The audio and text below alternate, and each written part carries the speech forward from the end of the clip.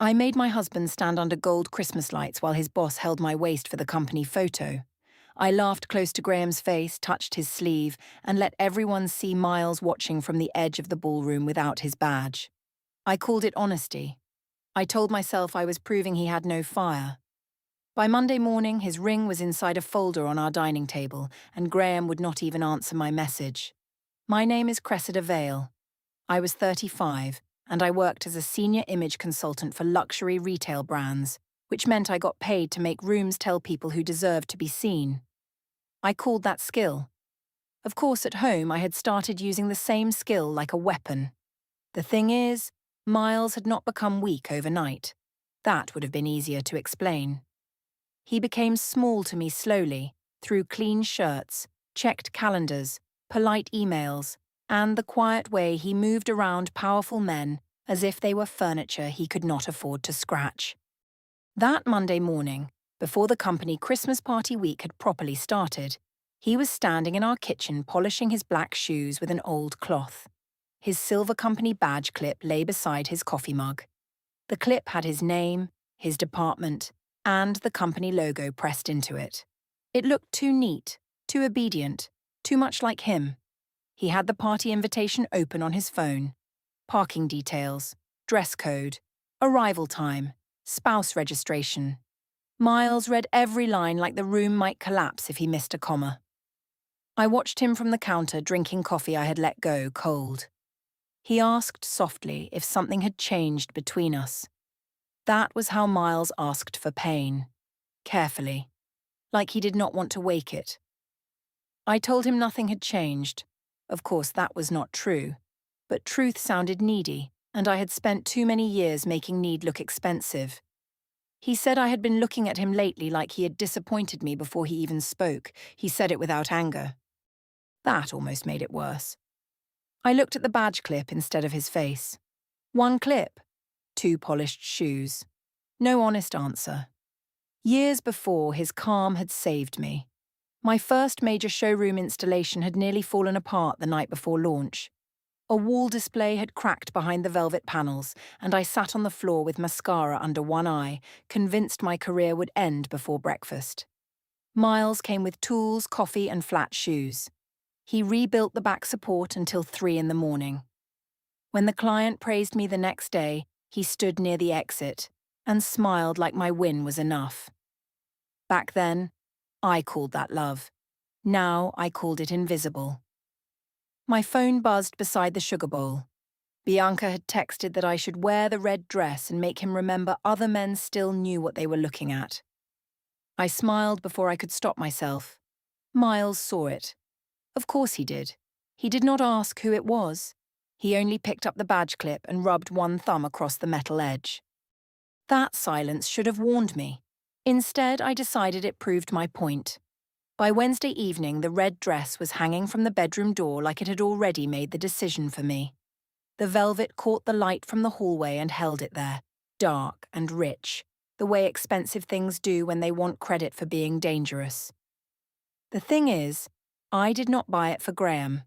That was the first version, the clean version. I told myself I bought it because the company party was at a hotel ballroom, because wives were expected to look polished, because Miles had spent years bringing me into rooms where people praised his reliability and then looked at me like a pleasant bonus. Of course, I knew which version of the neckline made people turn. Bianca met me after work at a wine bar near the old theatre district. The place had gold mirrors behind the bottles and little fake winter branches arranged in glass vases. It smelled like orange peel, wet coats, and money pretending to be casual. She was already there when I arrived, one hand around a glass of white wine, one eyebrow lifted like she had been waiting to judge me kindly. She asked if my husband was still preparing for his little office prom like he was applying for citizenship. I laughed because the insult fit too well. That was the danger with Bianca. She could put a cruel thing in a pretty glass and make me want to drink it. I told her Miles had printed the invitation back up in case the hotel check-in system failed. Bianca put her hand over her mouth and said that was exactly what she meant. She said some men walked into rooms like they owned oxygen, and some men asked whether the oxygen had been approved by compliance. I told her not to be horrible. Then I laughed again. 2 sips. 1 mirror. No defense that mattered. Bianca had been divorced for 11 months. Her ex had remarried fast, to a woman who posted beach photos with captions about peace. Bianca said she was happy. She said it too often. She liked my marriage best when it looked like a room she had been smart enough to leave before the ceiling cracked. She asked about Graham Keller. I said his name too quickly, then pretended I had not. Graham was Miles's regional director. 46. Polished.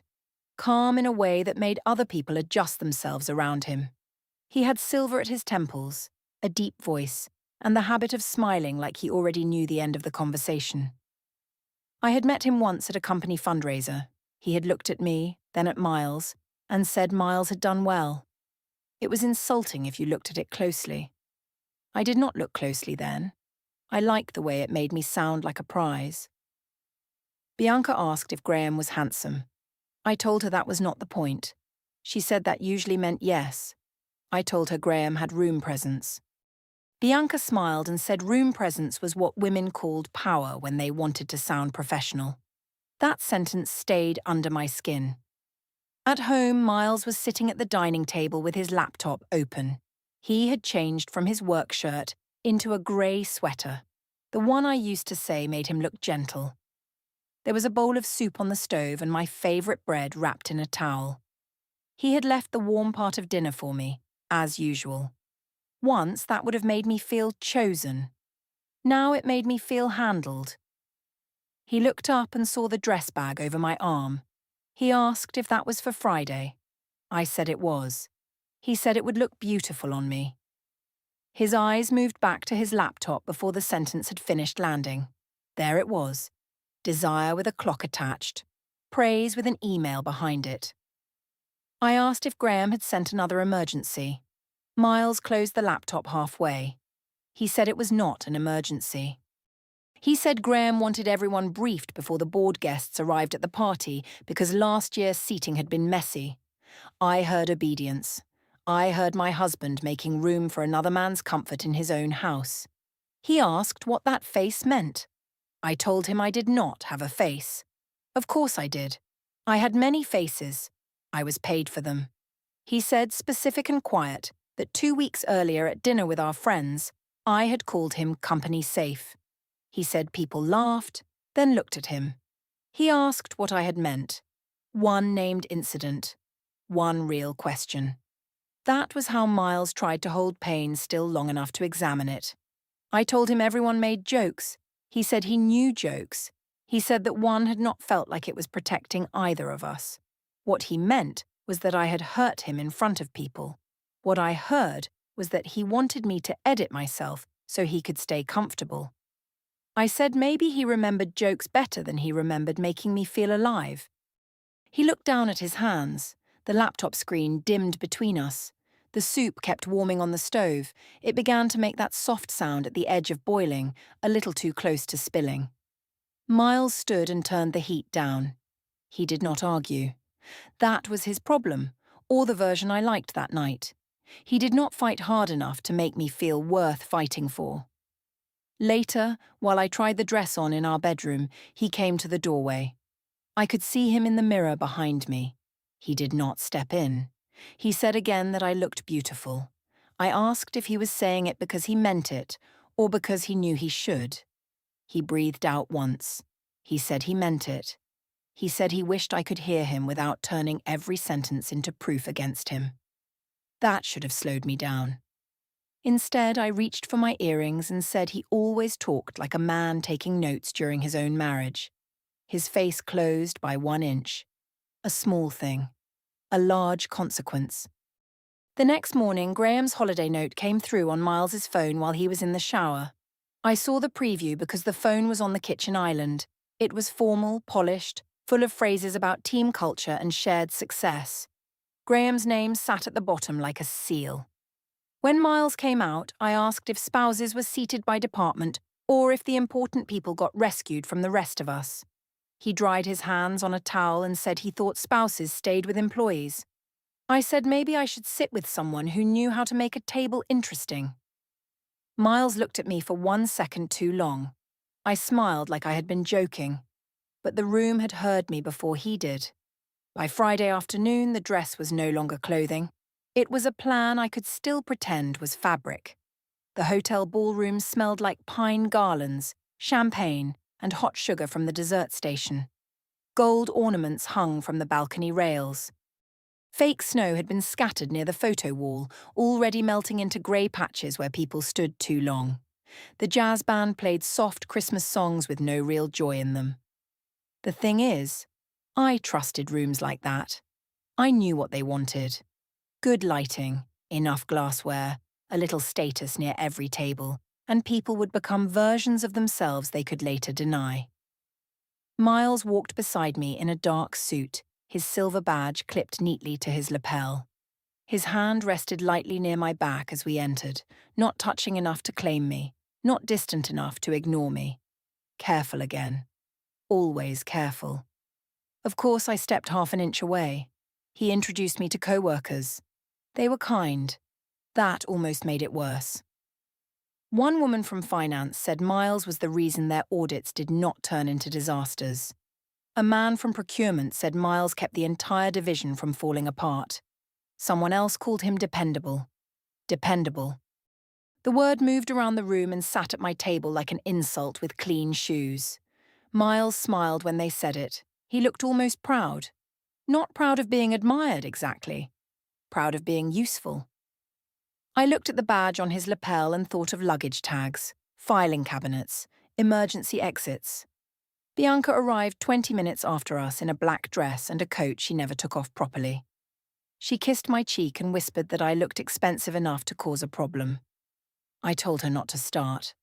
My mouth smiled anyway. Mara was near the bar. Miles's older sister worked in another department and had come as a guest of someone from legal. She hugged Miles first, then me. Her arms around me were polite but not soft. She said I looked lovely. Not dangerous. Not unforgettable. Lovely. I hated how much I heard the difference. Then Graham Keller entered the room. People did not turn all at once. Rooms rarely do anything that honest. Instead, a few shoulders changed direction. A laugh near the executive table got cleaner. Someone moved aside before he asked. Graham wore a dark suit and no visible hurry. He greeted people like he was giving them permission to relax. Miles straightened beside me. Not much. Enough. Graham shook Miles's hand and said he was glad to see him. Then his eyes moved to me. He said Miles had failed to mention that his wife had the most expensive presents in the room. The words were smooth. Too smooth. They were meant for me, but they landed on Miles first. I laughed. I said Miles was careful with expensive things, sometimes too careful. People near us laughed. A soft company laugh, quick and uncertain. Miles smiled with his mouth only. One glass, two witnesses. No clean way back to ordinary. Graham offered me champagne from a passing tray before Miles could ask whether I wanted any. I accepted it and let my fingers brush the stem near his hand. Graham noticed. Of course he did. Men like him notice small permissions because they spend their lives living from them. He asked if I found company parties boring. I told him they were only boring when nobody took control of the room. Miles shifted beside me. I could feel it more than see it. Graham said Miles was one of the most reliable people in his division. He said it warmly, like praise. I said reliable was a beautiful word when describing luggage. The laugh came wrong. One man laughed too loudly. Bianca laughed first because she thought she knew the shape of the joke. Then her laugh stopped when she saw Miles's hand touch his badge clip. Mara turned from the bar. Miles said nothing. That was the part that fed me and angered me at the same time. I wanted him to break the room. I wanted him to make Graham step back. I wanted him to show me that under all that calm, there was something that could still burn. Instead, he stood there, polite and pale around the mouth. So I kept going. When Graham mentioned decision-making at the regional level, I asked how men at the top made choices when nobody handed them a procedure. I said Miles was excellent at explaining rules, but I was always more interested in the power behind them. Graham smiled into his glass. Miles looked at me then, not sharply, worse. He looked like he was trying to understand how much of me had meant it. The band started a slow Christmas song. Graham asked if I danced. He did not ask Miles. He looked at me as if the answer belonged only to us. I could have laughed it off. I could have said Miles and I should dance first. I could have stepped back into the marriage before the room learned what I was willing to do to it. Instead, I looked at Miles. Then I told Graham yes. The dance floor was polished dark wood under hanging gold lights. Graham's hand rested at my waist in a way that could still be called polite if everyone agreed to lie. My hand stayed on his shoulder. I stood close enough to hear the small sound he made when he laughed. I knew where Miles was. Near the edge of the ballroom, beside a tall arrangement of white branches. His badge caught the light once, then disappeared when he turned slightly away. Graham said my husband was lucky. I said maybe Miles had stopped remembering that. Graham said some men needed pressure before they understood value. I smiled up at him. For the company photo, the social team gathered people near the fake snow wall. Someone waved Graham into the center. Someone else called for Miles. I stood between them at first, then Graham shifted closer. His hand came to my waist again. A public hand now. An almost innocent hand. Miles stood at the edge of the group. I laughed close to Graham's face just as the camera lifted. Miles unclipped his badge. That was the trigger. Small. Clear. His fingers moved slowly, as if the clip had become too heavy to wear. He folded it into his palm and put it in his pocket. No speech. No scene. Just the company name disappearing from his chest. For one breath, the room opened. I saw the exact thing I had made. Not jealousy, not passion, not proof that I was desirable. I had taken the place where he worked, the people who measured him, the man who outranked him, and I had made all of it point at him like a joke. His face did not accuse me. That made it harder. He only looked tired. The thought came plain and unwanted. I had not made him fight for me. I had made him stand alone where I was supposed to stand beside him. Then Graham said my name from the bar. I turned. The door inside me closed so softly, I could pretend it had never opened. Near the coat check, Miles asked if I understood what I was doing. His voice was low. Quiet debrief. No raised voice. The quiet was the point. I told him he was embarrassing himself by acting wounded. He said I was not flirting because I wanted Graham. I was flirting because I wanted him to watch. That sentence got too close. So I gave him the one I knew would hurt. I told him maybe if he acted like a man who belonged in that room, I would not notice one who did. Mara heard it. Bianca looked down. Graham across the room suddenly became interested in speaking to the HR director. Miles looked at me, then at Graham, then back at me. He said nothing. By the time we left, his badge was still in his pocket, and I told myself that meant he had finally learned how small he looked. The car smelled like cold leather and the peppermint mints Miles kept in the door pocket. Snow had started falling while we were inside the hotel, light enough to look decorative, wet enough to smear across the windshield. Miles drove with both hands on the wheel. The thing is, I wanted him to start. I wanted one sharp sentence, one accusation, one ugly word I could hold up like proof that I had been right about him all along. If he shouted, I could call it insecurity. If he demanded, I could call it control. If he mentioned Graham too many times, I could say the boss had exposed him. Of course, Miles did none of that. He stopped at every light. He checked the mirror before changing lanes. He drove like there was still something worth protecting. I hated him for it. At home, the hallway light had been left on. The blue ceramic bowl near the door held keys, 2 receipts, and a dry cleaning tag. Miles took off his coat.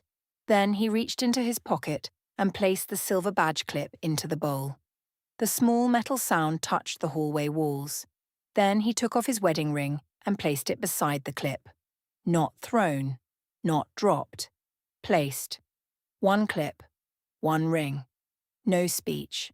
I asked if this was supposed to scare me. He said no. He said he needed to put down the things I had made heavy. That answer had no handle. I could not pull it apart without making myself obvious. So I attacked the silence. I told him he had made the party unbearable with that wounded face. I said Graham had only been charming. I said powerful men flirted because they were not terrified of being seen. Miles looked at the bowl instead of me. He said I was still talking about Graham when the damage was between us. I said the damage was that he had spent years teaching me to be impressed by quiet survival. He turned then. His face was calm, but not empty. That was the mistake I kept making. I confused calm with nothing. He said it had not been one dance, one joke, or one glass of champagne. He said I had built small stages all evening where he had to choose between swallowing humiliation or looking controlling. He said I chose Graham because Graham could hurt him in a way a stranger never could. Naming the pattern, the accumulation, not one incident. I wanted to laugh. The laugh did not come right away. The hallway smelled like his wool coat drying and my perfume from the party. I had liked that perfume in the hotel mirror. In the hallway it smelled too sweet. I told him he was making me responsible for his career insecurity. He said I had touched his boss like I wanted the room to compare them. I said maybe comparison was overdue. His eyes changed then. Not much. Enough to show me one more door I did not open. Mara called 20 minutes later. Her name lit up on his phone while we were in the kitchen. Miles looked at it, then took the call in the guest room. I watched the door close behind him. Of course, that became the new insult. His sister, his witness, his quiet committee. I poured a glass of water and did not drink it. The next morning, Mara came by with no warning. She wore a dark coat and no makeup, which made her look more serious than she needed to. Miles was in the shower. I opened the door and nearly told her it was not a good time. She stepped inside anyway. She asked whether I understood what it meant to dance with Graham after insulting Miles in front of his division. I told her she had always treated Miles like a fragile boy. Mara looked at the blue ceramic bowl. Her eyes found the badge clip and the ring. She did not touch either. She said Miles was not fragile. He was tired. That sentence stayed in the room after she left. Tired was harder to fight than weak. Weak had shape. Weak could be mocked, fixed, blamed. Tired meant something had been used too long. When Miles came downstairs, he knew Mara had been there. He did not ask what she said. He made coffee for himself and put my mug on the counter instead of carrying it to me. Small things become instructions when people stop explaining them. Later that day, he spoke from the kitchen doorway while I stood at the sink. His shirt sleeves were rolled up. He looked ordinary. That made the whole thing worse. He said he had felt stupid at the party, not angry, not betrayed, stupid.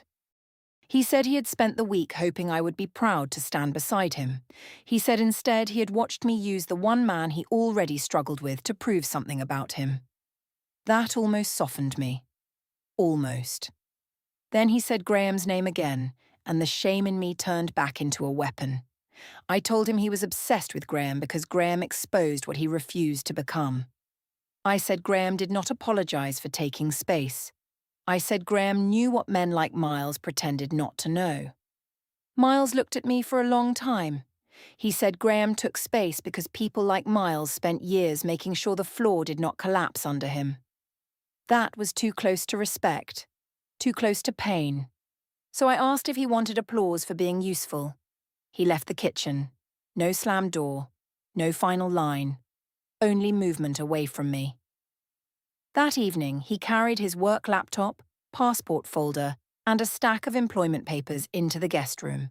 The silver badge clip stayed in the blue bowl. His ring stayed beside it. I told myself he was being theatrical. I told myself organized men organized pain because they did not know how to feel it. But he did not come back to our bedroom. Bianca texted once that morning asking if I had survived the fallout. I answered with a joke about Miles turning silence into company policy. She sent a laughing face, then nothing else. By night, Graham had not contacted me. That bothered me more than I admitted. I posted one photo from the party. Not the dance, not the waist. Just my red dress near the gold lights. Within minutes, 3 people watched the story and did not react. Mara watched it. Bianca watched it. Someone from Miles's company watched it. No hearts, no fire, no comments. The room had moved without me. At 11:18, Graham finally sent a message. He said last night got a little visible, and he hoped Miles understood nothing serious had happened. Nothing serious. I read it twice. Then I put the phone face down on the counter and stood there with the kitchen light showing every mark on the marble.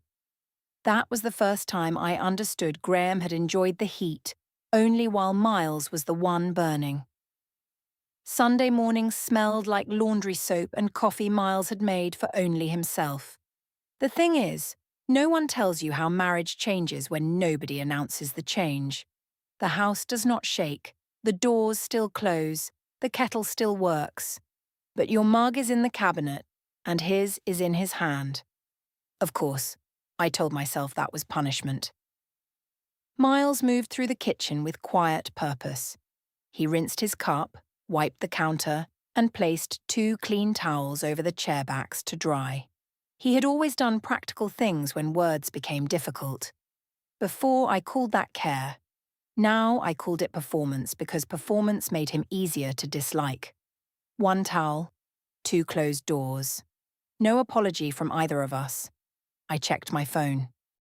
Graham had not replied to the message I sent the night before. I had written something light, something that made the party sound playful and Miles sound dramatic. I had expected Graham to meet me there, in that safer version. Instead, nothing. Bianca had seen my last message too. I had written that Miles was turning one party into a courtroom and Graham was suddenly acting like a frightened intern. She did not answer for 3 hours. When she finally did, she said I should be careful. Careful. That was not Bianca's word. Bianca used sharp words, glittering words, dangerous words. Careful belonged to people who wanted distance before the mess touched them. I called her. It rang until voicemail. No confrontation, no speech. Just absence where there had been applause. Miles came into the dining room at noon. He had his laptop under one arm and a plain folder in the other. Not legal. Not yet. Just paper. He placed it near his place at the table and sat down. I asked if he was documenting me now. He said he was writing down what happened while he still trusted his memory less than his anger. I laughed once. It came out dry. He said there was a difference between a record and revenge. I told him men like him loved records because records could not ask them to be brave. He did not answer. He opened the laptop. That silence pushed me harder than speech would have. By afternoon, I changed tactic. I tried a controlled softness, the kind I used with clients when I needed them to calm down without giving them anything real. I sat across from him and said, maybe the party had become bigger than I intended. I said Graham liked attention. I said Miles knew how executive men could be. It was almost an apology. It had the shape of one from far away. Miles looked at me over the laptop. He said I had still not used the word I. I told him he was impossible. He said he was available for one honest conversation, not 6 versions. One. That was his S5 voice. Final and clean. He said if I could say plainly that I used Graham to hurt him, we could at least speak truthfully before deciding what happened next. The house went quiet around that offer. A private door. Open. Not pretty. Not dramatic. Real. I looked at him and saw the man who used to wait outside my events with flat shoes because he knew I would choose the painful ones if they photographed better. I saw him at 3 in the morning, holding a drill in my failed showroom, telling me to breathe while he fixed what everyone else would later praise me for saving. I saw the old Miles, not weak, not small, just loving me in a language I had stopped respecting. Then I saw Graham's hand at my waist under gold lights. I saw the way the room had turned, and I chose the room. I told Miles he let men like Graham shrink him every day, then came home and expected me to call that strength. The sentence was true. That was the worst part. It was clean. It had weight. Miles could not deny it. He had swallowed too much at work. He had let Graham interrupt him. He had let senior men take credit for clean systems he built. He had called survival professionalism until the word had no blood left in it. Miles closed the laptop slowly. He said I was right. For 1 second, I thought I had won. Then he said he had mistaken survival for dignity more than once. He said that was his failure. His voice stayed even. He did not protect himself from the truth. I had not expected that. He said the problem was that I did not want him to become stronger. I wanted him small enough for my cruelty to look honest. That sentence moved through me without touching anything I could defend. So I crossed the line on purpose. I told him Graham had made me feel more like a woman in one evening than Miles had in a year. It was not fully true. That did not matter. I wanted a wound he could not turn into a discussion. Miles looked at me for a long time. Then he said he would handle things properly. Properly. The word was calm, clean, dead. I asked what that meant. He did not answer. He gathered the papers from the table and took them into the guest room. That was the silent decision marker. The badge clip had stayed in the bowl since Friday night.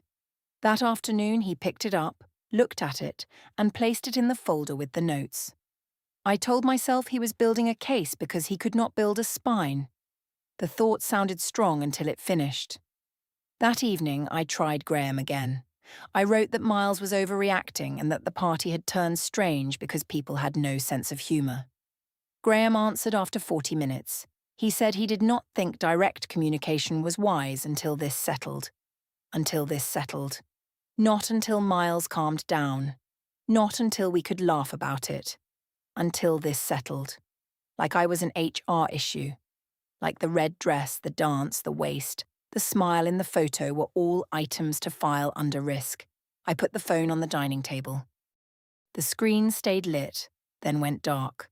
Mara called Miles at 8:09. He took the call in the guest room. His voice was low. I could not hear words, only the pattern. Steady. Brief. Done. I opened Bianca's chat again. She had not followed up. She had not asked if I was okay.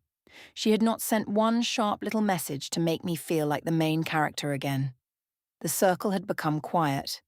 At 10, Miles came out and said he would sleep at Mara's the next night if we could not speak without hurting each other. I told him he was already leaving, so he should not pretend this was mercy.